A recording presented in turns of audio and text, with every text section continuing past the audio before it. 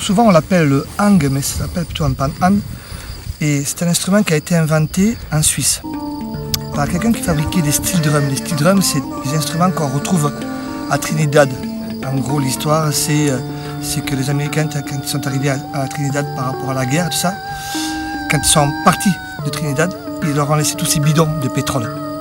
Et un des habitants, un génie, a pensé à chauffer, à taper dessus et à créer des instruments qui s'appellent aujourd'hui des steel drums.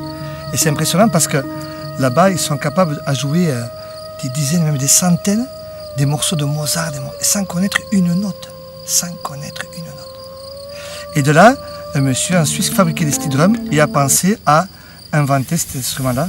Alors, l'avantage qu'il y a de cet instrument-là, c'est que pour prendre l'avion, c'est plus pratique qu'un bidon de 200 litres. Quoi, parce que là, ça ne passe pas au... Ça va crier partout. Que lui, ça passe. Que la plupart des instruments que je joue, je n'ai pas pris de cours, à part les percussions. Mais je joue aujourd'hui différents instruments, dont de l'ushi, d'instruments de la Chine du Sud, du doudoudouk, qui est un instrument arménien, d'un harmonium indien par exemple, ou les chants que je fais, qui sont de la composition, de la création, j'ai pas appris l'instrument du pays.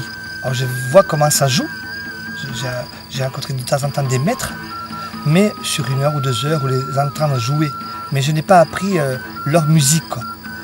Parce que c'est ma façon de voir la musique et je me suis dit que je ne suis pas arménien, je ne suis pas chinois, je suis un béarnais à la base, quoi. Mais je vais plus jouer avec les sons et la musicalité du monde que jouer leur musique. Voilà. En gros, je fais passer un cuisinier. Quelqu'un qui va préparer un plat, il va prendre un petit peu d'épices là, un petit peu d'épices là, il va préparer son propre plat. Voilà. Je fais un petit peu quelque chose d'un plat.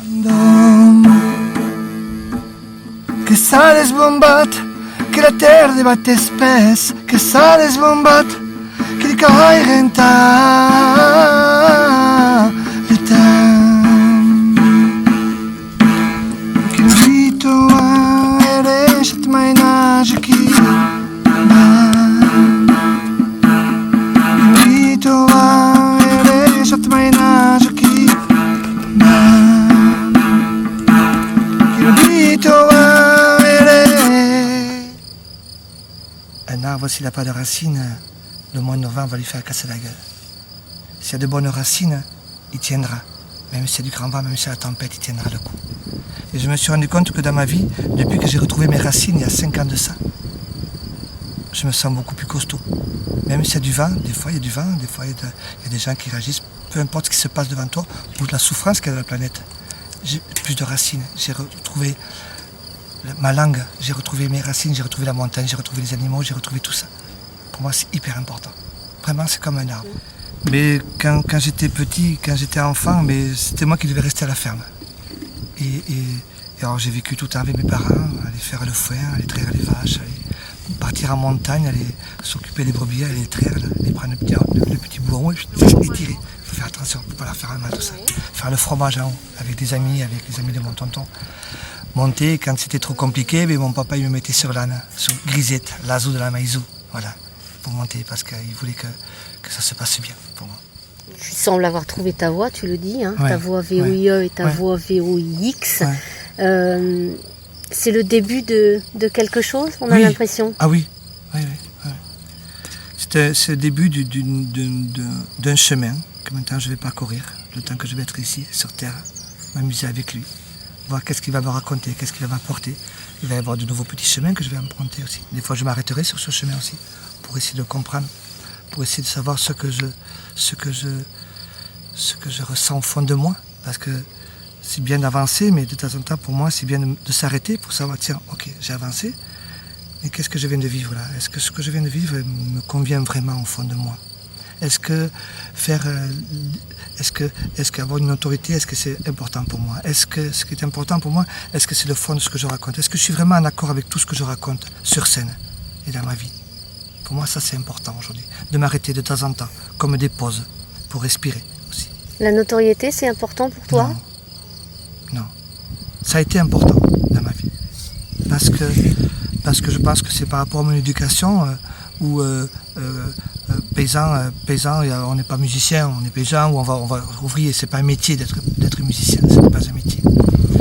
Et j'ai dû me prouver à ma mère, parce que mon papa est décédé, j'ai dû prouver à ma mère, tu sais maman, on peut vivre de la musique, tu vois, on peut vivre de la musique. Et ça a été important pour moi, parce que je pensais qu'il fallait passer par la notoriété. Et je me suis rendu compte que j'ai été touché un petit peu, le haut, et il y a des choses qui ça me parle pas. Il y a des choses qui me conviennent pas. C'est pas mon but dans ma vie. Mon but dans ma vie, c'est juste d'essayer de trouver ce que moi j'ai au fond de moi et d'essayer d'être le plus en accord avec ce que j'ai au fond de moi. Essayer. Et le partager bien sûr, par la de création. Partager ce qui me plaît le plus.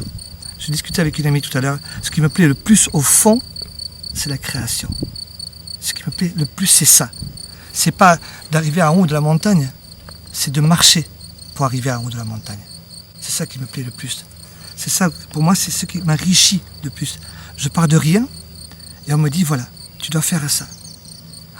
Ah ouais, ok. Alors comment je vais pouvoir faire ça quand j'ai par exemple une commande pour un reportage, pour Choya ou peu importe, pour des gens comme ça. J'ai des images devant moi et il faut que j'habille tout ça. Comment je peux habiller tout ça? Et ça, ouais, là j'adore ça. Mais là j'adore.